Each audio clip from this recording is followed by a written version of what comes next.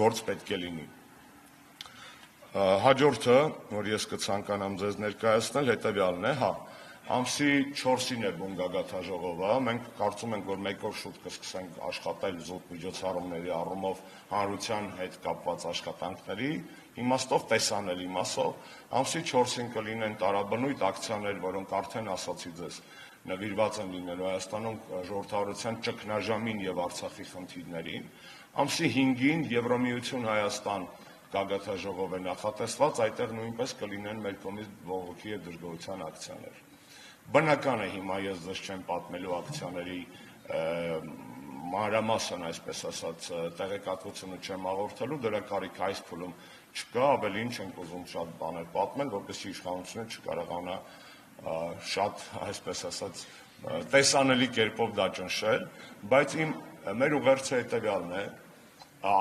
կանխելով ձեր հարցը նախ եւ առաջ, այո, մենք այս առաջարկությամբ սկսել ենք բանակցել, կոնսուլտացիաներ անել ընդդիմադիր հիմնական քաղաքական ուժերի հետ։ Ես արդեն այդ հանդիպում, ես եւ Դավիթ Հարությունյանը այդ հանդիպումները կամ արդեն ունեցել ենք, կամ այսօր վաղը շարունակելու ենք։ Հարցերին հետո կպատասխանեմ։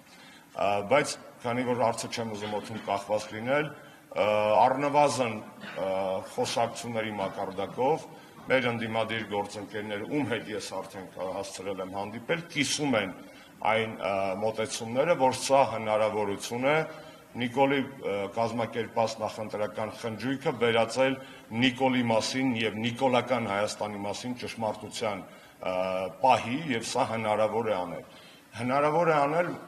հաշվի առնելով անգամ այս արդեն ասացի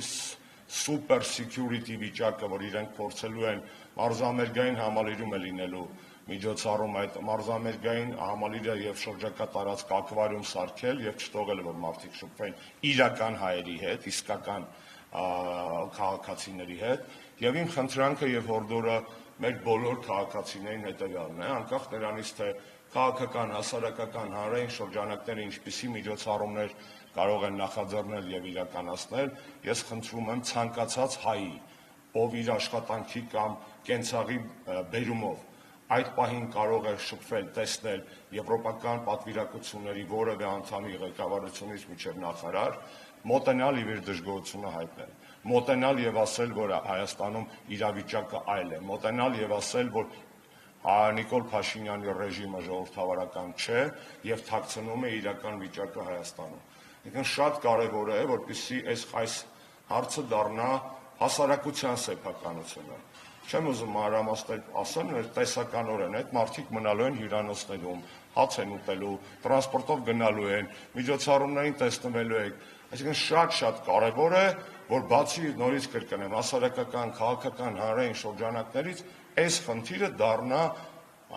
յուրաքանչյուր քաղաքացու հետաքրքրության եւ թասիբի խնդիր, որ մոտենալ, չեմ ասում հենց Ուրսուլա վան դեր Լեյենին գուցե չստացվի մոտենալ,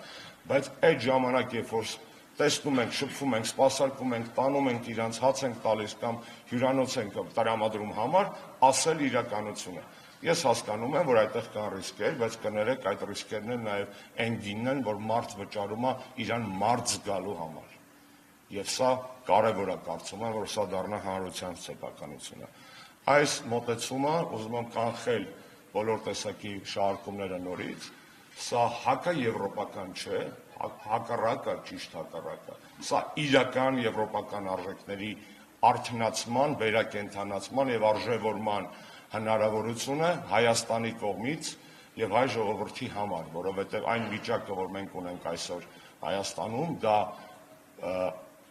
օրեցօր սաստկացող ավտոկրատիան է,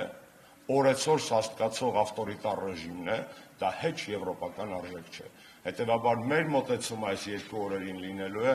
մենք ուրեմն անգլերեն ասենք, որպեսզի pro-freedom, pro-justice եւ pro-rule of law, սա է մեր ուղերձը եվրոպական քաղաքական հանրությանը։ Հայաստանի ընդդիմություն առնվազն հանրապետական կուսակցությունը pro-freedom-ը, pro-justice-ը եւ pro-rule of law-ը։ Մնացած ամեն ինչը Կրեմլի ագենտ, 5-րդ շարասյուն, ես իմ երագլուխ, քարագլուխ, անգլուխը խոսում է, երկիր անգլուխ թողած մարդը գլուխներ է հաշվում։ Ինչևէ, ուզում եմ ասեմ, որպեսզի զերծ մնալ գեոպոլիտիկ շարժումներից, նորից կրկնեմ, սա եվրոպական արժեքների